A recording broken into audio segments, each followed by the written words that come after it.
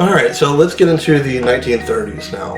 This is the Great Depression era, sometimes also referred to as the Age of the New Deal. It is a major turning point in American history, 1929 is, the 1930, because with the stock market crash and everything that comes after that, especially the trickle-down effects of it, we see this moment in American history where people are no longer asking, should the government be involved in my everyday life? Should the government be a little more involved in oversight of the economy, and especially business and banking practices? There's not that argument anymore. Now the argument that's going to continue from 1929 onward is going to be, how much should the government be involved? And should it be allowed to do this and that? And are there certain allowances to where it shouldn't be involved in X, Y, and Z with these kind of companies and these kind of people at all?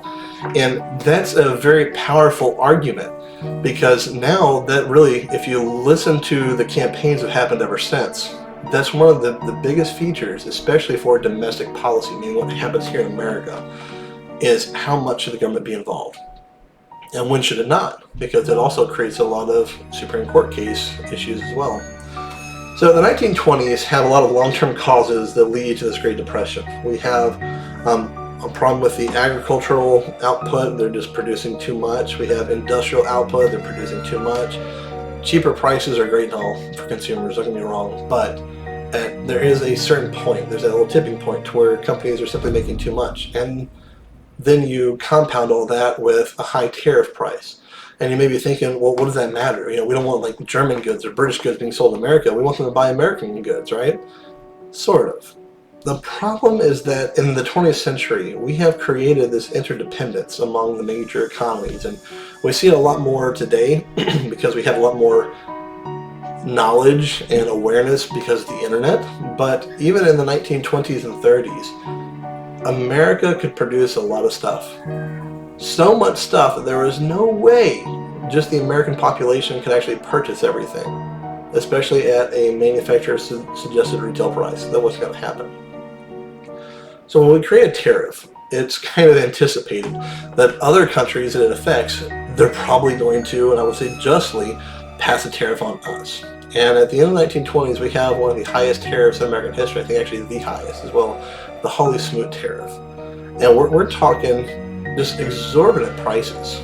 So of course, trading is going to slow and then stop. And once trading stops between the major economies of the world, panic ensues, depression ensues, superinflation ensues. It's not a good thing.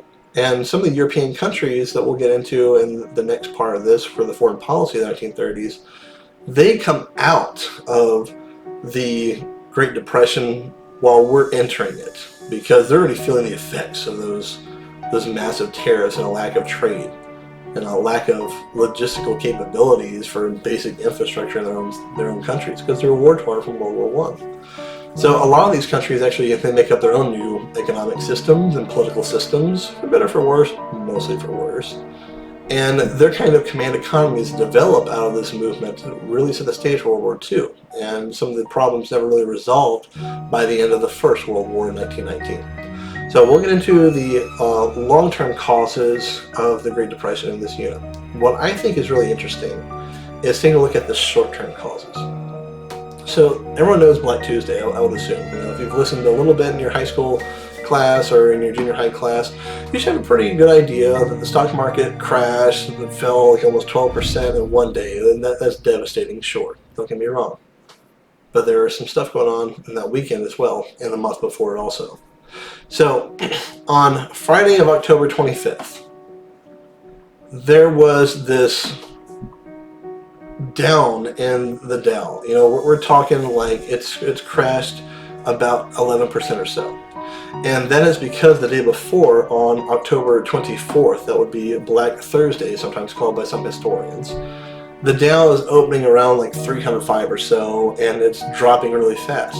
And most people are taking a look at that, and economists and stockbrokers say, okay, that's what we call a stock market correction. You know, a 10% or so drop after a nice bull market run for a few months or something, it's going to have to correct itself. Obviously, things have gotten too high. Some people who are in it for a short-term investment are going to pull out. The stock market's going to correct itself. Trading, however, did not do what it was supposed to. We saw a lot of companies and different Wall Street bankers actually buy up a lot of stocks to kind of bolster or prop up the stock market from that Black Thursday. So on Friday, the positivity of that kind of continued, but it still didn't get back to that 305 number that it started with on Thursday. Then over the weekend, we come back on Monday, and we sometimes call this October 28th now, Black Monday. And this is where it gets really awful, because remember, a lot of companies would invest in our day's currency a couple $1 billion to kind of prop things up after that stock market correction. And here, only 3 days later on Monday, Black Monday, October 28th, 1929, the Dow is going to fall another almost 13.5%. I mean, that's pretty significant. So now it's nowhere near that 305 that it started at. Now it's down somewhere around like 260 or so. And the following day, October 29th, the Dow is going to fall almost 12% again. And now it's down on Black Tuesday, October 29, 1929, down to 230. Where just 3 trading days before that was up over 305. So at this point, investors are panicking. Small businesses who are investing, large businesses, mostly large ones, are really going to pull basically everything they can out. And it creates bank runs, it creates a mass panic for employment. It makes you realize just how flimsy your currency and wealth actually was, because of one of the great sins of the 1920s, this idea of buying on margin. Now we'll get more into buying on margin with long-term causes next, but keep in mind this is this idea that you can invest with a 10% down payment. Now, no one in the right mind today in the 21st century is going to say, hey, I'm going to sell you a share of Apple stock and you just pay 10% now, and we can kind of speculate that it's going to go up and whatnot, no problem, no interest on it until you paid it off, which is basically interest anyways. People aren't doing that nowadays. It's not allowed. But between these 3 dates, the Black Thursday, Monday, and Tuesday in late October 1929, we saw the 4 worst days in Dow history. Now, some of that history may be amended after the COVID-19 nonsense in 2020. We're going to see how all that shapes out. But for now, that's a pretty serious crash. Alright, so let's get into what's going on. The newspapers are having a lot of fun with stuff. By this time, the New York Times, as it would become known as after that, is kind of fanning the flame of panic. And they're actually writing these stories in the newspaper talking about the dangers of margin selling and short selling, and how foreign investors are pulling their money out of the New York Stock Exchange, and all these, like, if you're reading the newspaper, back then a lot more people did than they do now, they're seeing that and they're like, well, hang on, that's not good, because the stock market in 1929 hit its peak in early September. We're talking basically from the beginning of September to the end of October, an overall 30% drop, which is pretty significant.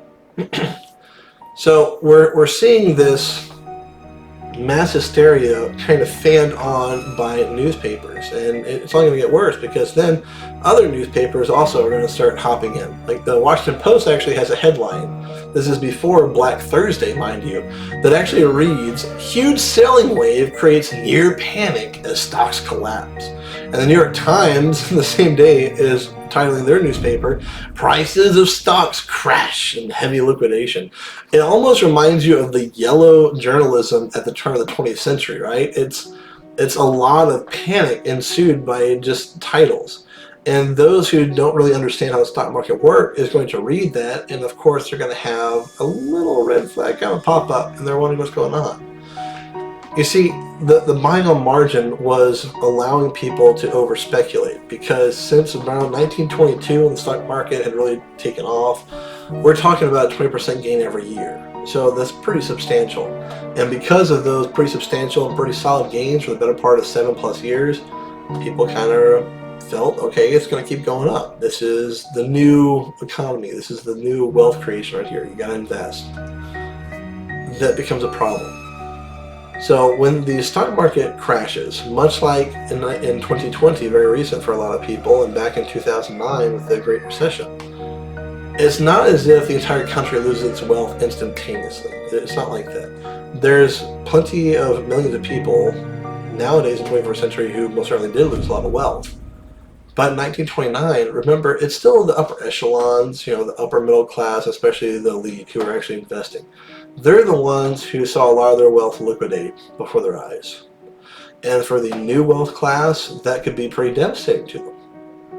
What gets dangerous with the stock market is that when there's no longer a faith inside our trading facilities and our market, then there's this trickle-down effect.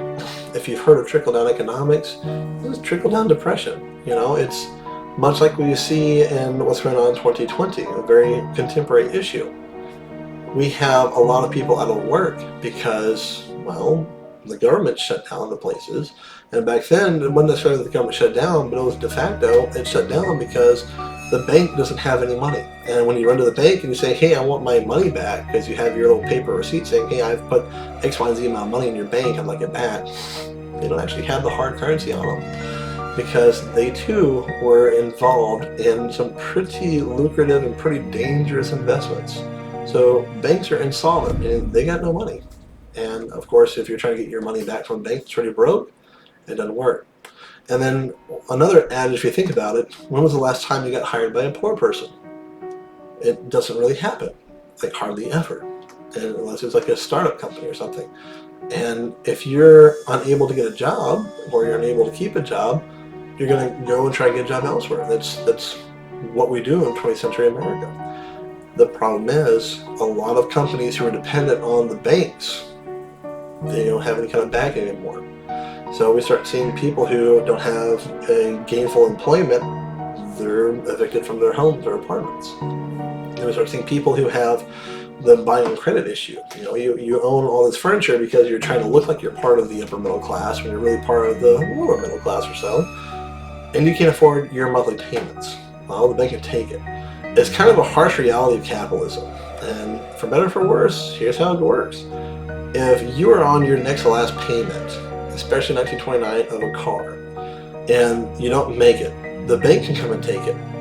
It's not as if you have built up any kind of equity or asset in that car, which you can make a good case that maybe you have, but that's not how it works for the bank. If you don't pay it all the way through, or you miss a payment, or you skip a payment, you have some pretty serious consequences, and eventually they can go on and actually reclaim it, and they'll auction it off for whatever they can get it for. That's the reality situation for millions of people in the Great Depression, especially for farmers who had already been in the Great Depression since the early 1920s. So don't forget the farmers in all this. Now, the effects of the Great Depression are widespread. Everyone's freaking out. We have businesses who are having to sell off whatever they can. We have people's savings accounts gone. We have people who have invested in savings and loans. These are early banks meant for developing actual areas of towns and whatnot, especially suburb towns. They don't have money anymore. People have lost faith in Wall Street, and by effect, they've lost faith in their government, because the original president during the Great Depression is not FDR, but it's actually Herbert Hoover. And Hoover is a businessman who did a lot to become famous for economics and business management at the end of World War I and his own wealth creation. So at the end of World War I, Hoover is actually tasked with helping rebuild Europe, and he does a pretty decent job with it. But he believes the Great Depression is an economic and a business problem, and therefore the businesses should be the ones to lead the charge, not the government. So once again, we have this issue on should the government be involved in the economy and in business oversight, and Hoover is strictly of the mind, no. Now, to his credit, Hoover will call in a lot of businesses and try to talk with them man to man, as he says, and try to convince them that it's in their best interest to do X, Y, and Z and try to bolster the economy, keep people employed, and so on and so forth. They don't do it. At the end of the day, businesses look at their bottom line figures, and that is what controls their decisions. Keep that in mind. So 1929 is a major turning point, and it ushers in this era of the Great Depression. And the Depression is going to just wreck the U.S. economy and also have a carryover effect, and it causes the global depression. Now, of course, America feels the effects of it less because we had all this wealth after World War I. We didn't have to rebuild an entire country like others did. Remember that. We didn't really get attacked over here. But we're talking wages dropping something near like 40%. Unemployment goes up to around 25%. And unemployment, remember, is this number really calculated by those who could be working but aren't able to work. It's not necessarily those who are like over 65 and decrepit already or something. It's, no, they shouldn't be working, so they're not going to count in that stat. And we're going to see the U.S. actual like economic growth drop. It's no longer like, are we putting up with a 3% gain or something on our GDP? No, we're talking like almost a 55% drop. World trade is going to drop to almost 70%. I mean, 70% of what it was. And then it goes further down, all the way down to 30% of what it was in 1928. So it gets really bad. Deflation picks up. And we're talking prices dropping ridiculously. We're talking an apple costing 5 for a penny in some parts of the Great Depression. That's really awful. So farmers really screwed over. And then on top of farmers, every other business is also going to be affected. And let's face it, even Henry Ford, the great Henry Ford, he cannot really stay in business and keep manufacturing a car every couple 15 or so seconds because there's no one to buy them. And so the people who are dependent on the car industry also, they feel it. And remember, amid all of this, prohibition's still around. So people are still getting their liquor illegally. And people are running up tabs. They're running up these tabs and they're trying to convince the ones who are actually distributing the alcohol legally that, I'm good for it. I'm gonna buy it. I want to make it up to you. I want to do something. We see a massive change in essentially every industry in America, and it's a pretty awful moment. So let's get into it. The Great Depression.